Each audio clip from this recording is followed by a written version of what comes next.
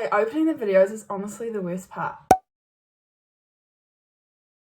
Good morning, welcome back. I know I told you that these videos would come and go whenever I pleased, pretty much. My skin, first of all, has been really bad for probably like a good month now. And I think I'm gonna put it down to being back on the pill. Nah, just kidding. So the other day I ordered some skincare from The Ordinary. I've got the hyaluronic acid. And then I also got their face wash, their natural moisturizer, and their organic cold pressed rosehip oil. Okay, I'm going to go with the hydrochloric acid. This is meant to be really good for helping clear acne. Mind you, I guess if my pimples are hormonal, it's kind of what's going on the inside rather than what's going on my skin.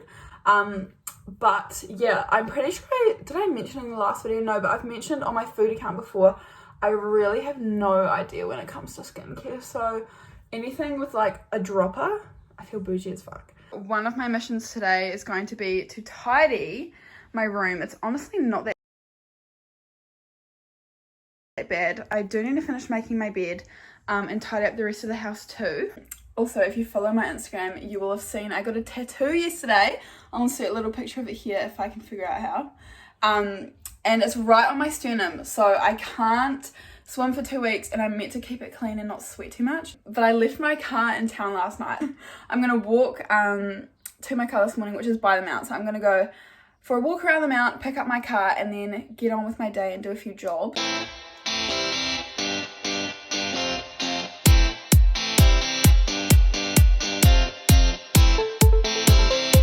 Seriously, this is the hardest thing I've ever done.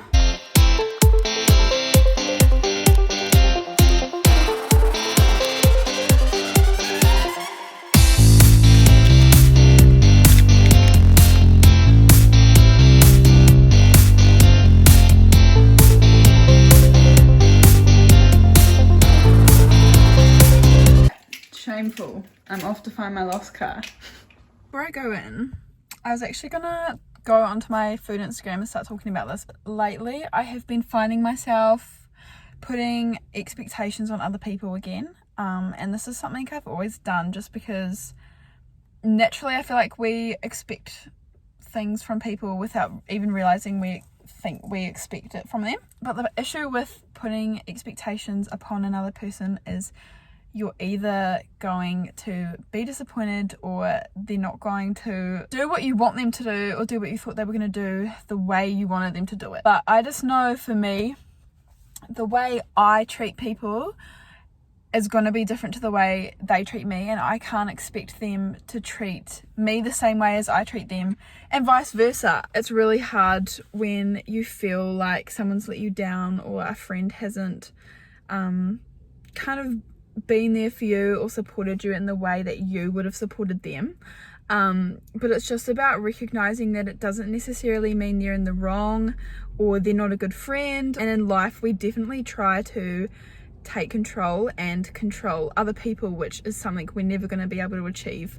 There are a lot of things you can control in life, and another person is not one of them. Anyway, the point of this ramble is try your best not to set expectations upon other people. Energy you receive from another person actually has nothing to do with you, and way more so what they have to do with them, because the way a person acts is fully a projection of what's going on in their own internal world. And yeah, trying to understand that or trying to control that or change that is never really going to leave you satisfied, because at the end of the day, the only thing you can seriously control and work on is your own energy and who you are.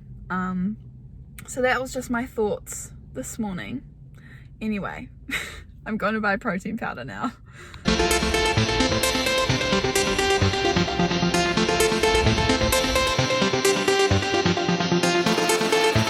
For those of you who are wondering, this is the protein powder I get. It's $70, but it is 2 kgs and 63 servings and vegan. And vegan protein always tends to be a little bit more expensive. The thing I love most about this protein is it literally has 5 ingredients, and it is pea protein, coconut cream powder, Dutch processed cacao, natural and artificial flavors, and sucralose. I mean, the last two ingredients aren't amazing, but what protein powder has only 5 ingredients? Does anyone else feel like an actual outcast when they go to a supermarket they don't usually go to?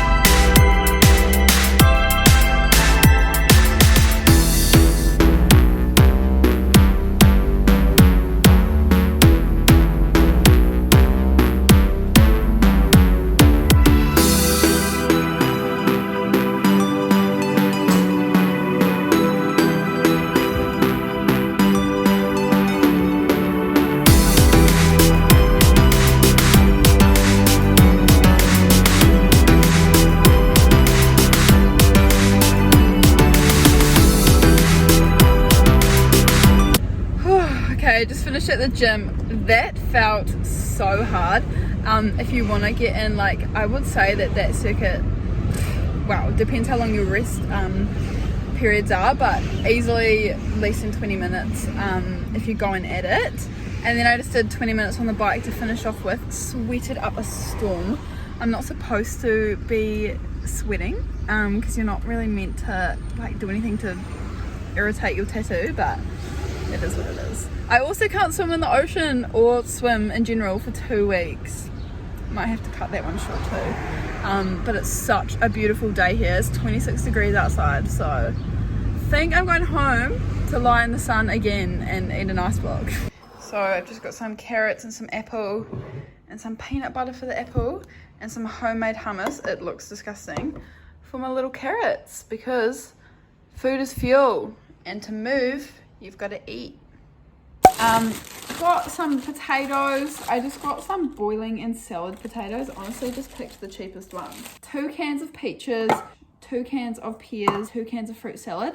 I use a whole can of fruit on my breakfast every morning. Also, I decided to get some fresh apples as well because I always have oats every morning. And then just top it with some fruit, some lettuce, 2 bunches of bananas. I always buy 2 to 3 bunches of bananas because I have an entire banana in my oats every morning. Got 2 bunches of asparagus, broccoli, 2 zucchinis, 3 capsicums, 2 pickled onions, 2 red onions that I'm going to turn into pickled onions, 2 brown onions. Then as for protein, I got a packet of tofu and 6 of the big cans of tuna. I buy the big cans because otherwise I use 2 little cans. She's a girl with a big appetite, this one. And then also for protein, one of my friends on Instagram recommended this to me, and I was aware of them, but I've never bought them before, is the bottled egg whites. And it actually is equivalent to 29 eggs for $7, and the whites are where all the protein is, which is insane. There are 4 servings in here, and it's 27 grams of protein. I'm so glad I started eating eggs because literally this is going to change my life, I think. And then I also bought some eggs. I do get the free range ones, and then I realized that that's probably not free range. We're just gonna ignore it. Carrots, bag of carrots and bag of mushrooms, rice cakes. I love having avocado on these, or I always put peanut butter and jam on them as well. 3 bottles of oat milk. This is my favorite at the moment. So all of that all up was something like $106, which I guess is all right considering I spend so much money on food. I don't know why it's so expensive. I guess because I live in New Zealand. But yeah, so that was $106 from Pack and Save, and then it very quickly went up to $130 because I bought some fish oil. I haven't taken fish oil in years, but I'm going to start taking that. And then I also bought some digestive support. All up, it was $130 for the food and then $70 for the protein, so $200. That is my supermarket haul. I freaking need a coffee and I think I'm just gonna lie down and chill for a while. I am going to start making my lunch slash could potentially have some of it for dinner as well for the next few days. So I'm gonna make a big frittata and then just chop it up into serving sizes, and pair it with like a salad. I might do like a little rice. Yeah, I'll see how I feel. I might also chuck in a can of tuna some day or some days or some tofu. But I'm going to start with the frittata as a base, and that's going to kind of just be my staple this week. I'm going to do some carrots, some cucumber, some zucchini, some broccoli, some mushrooms, and then yeah, I'm going to chuck in some eggs. I also have some leftover black beans here, so I can chuck those in. I'm going to chuck in some tuna as well, and then also my egg whites. I'm going to chop up all those veggies now.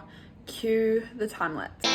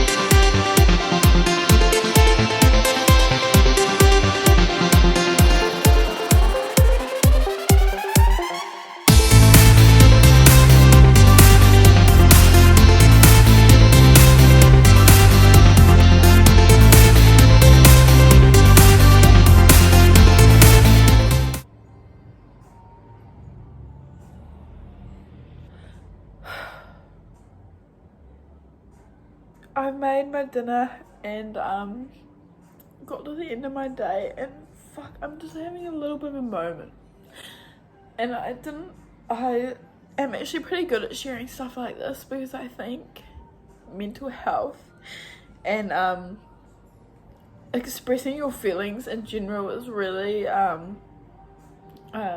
what's the word, kind of frowned upon in New Zealand. I think it's getting better, but to cry or to go through a healing process can be super isolating, and I think people don't realize how lonely healing can be, especially when you feel as though no one around you speaks about it, or has healed or is trying to heal from the things you're healing from. So like, it's a Saturday night tonight. I'm an 18-year-old girl, like I should be living like my best life. It's coming into summer, and I feel like there's this mad pressure around being an 18-year-old girl who lives at the beach. It's summertime, it's a Saturday night. I should be, not that it's not that I should be, but it feels sometimes like there's something wrong with me because I'm not out drinking with a group of my 10 best friends that I don't have, and going to parties that I don't get invited to, or it's just really hard sometimes, I think, when keeping up or following the crowd doesn't feel natural to you. I've always been that way for as long as I can remember. I've always been different and felt different, and just never really found myself first of all, and therefore people that I really feel in touch with, and I guess kind of a life that makes me feel the most whole. And I'm a huge advocate in, it's not about finding yourself, it's about creating yourself, because I think going on this self-discovery journey to find out who you are and figure out your purpose, and kind of like completely concrete in why you're on this earth and who you are, is stressful. Like, that's such a huge pressure, and there's no guarantee that you'll ever sit down and be like, I know who I am, I know what my purpose is, I know why I'm here. You might never reach that day, and that's because every day you're evolving, every day you are changing, every day you learn something new and you leave something old behind, and that's why, just like you can't hold on to old versions of other people, you can't hold on to old versions of yourself, because tomorrow you're going to wake up and you're going to be different. It's just the way life is. So yeah, I try not to ever seek an end, and by end I mean like, who am I, what is my purpose, why am I here, because I think those are all questions with infinite answers, and infinite endings, and that's beautiful. And that's why in life we have choice, because we have so many different paths we could go down, but there's actually one already laid out for us. We just don't know what that is, because every day we get up and we make the decision to go to the supermarket 5 minutes later than we were originally going to, or talk to the person at the cafe that had a nice smile, like whatever. Just this tiny little decisions we make every day all create this massive picture. But anyway, that's not why I'm crying. I don't know. Some days I literally just sit down and I cry. Some days I will be doing a random task and will be like overwhelmed by emotion, and I can't understand why or where it comes from or why it had arisen or how to cope with it. And I think that's so normal. The other day I went to the gym and I left halfway through because my eyes were full of tears and I just could not hold it together. And had someone stopped me on my way out and asked if I was okay, I would have had no response and probably would have just bawled my eyes out with no explanation why. And that's one of the reasons I think people don't like speaking up and asking for help, is because we're expected to explain our feelings and understand our emotions so that somebody else can understand it. But a lot of the time the reason we get upset and the reason that we get frustrated or anxious or angry is because we can't understand the way we feel, so we can't understand the way we cope with how we feel. And so for someone to ask for help and then someone to go, what's wrong, what can I do to help, why do you feel like this, what made you feel this way, it's just like questions we don't have the answers to, or if we do have the answers to, might not want to talk about. Sometimes I honestly think the best response you can give someone who's upset over something or about something is, that's really shit. Tell them it's shit. Tell them it's so shit and give them a hug, because I know personally sometimes I get in a situation like this where I feel sad, but if I were to speak to it, if I were to talk to someone about it, I know they would try to justify my feelings or help me feel better about it, which is beautiful, and there's nothing wrong with trying to support someone in that way, because it's our natural support system, is to comfort someone and make them feel better about the situation. But sometimes I honestly would appreciate if someone came and sat next to me and said, that's fucking shit. Like, that is shit, and I'm sorry. And just give me a hug. Yeah, so I'm spending tonight feeling a little bit off, but I know it's something I'll work through. It's okay. The sun will rise tomorrow, and so will I, and I'll move past this. But yeah, I feel like that was just important to add into this video, because this is a real day in my life. This is a real expression of the emotions I go through in a day, and it's not all sunshine and rainbows, and it shouldn't be, because life isn't. And how deep of humans would we be if everything was always perfect?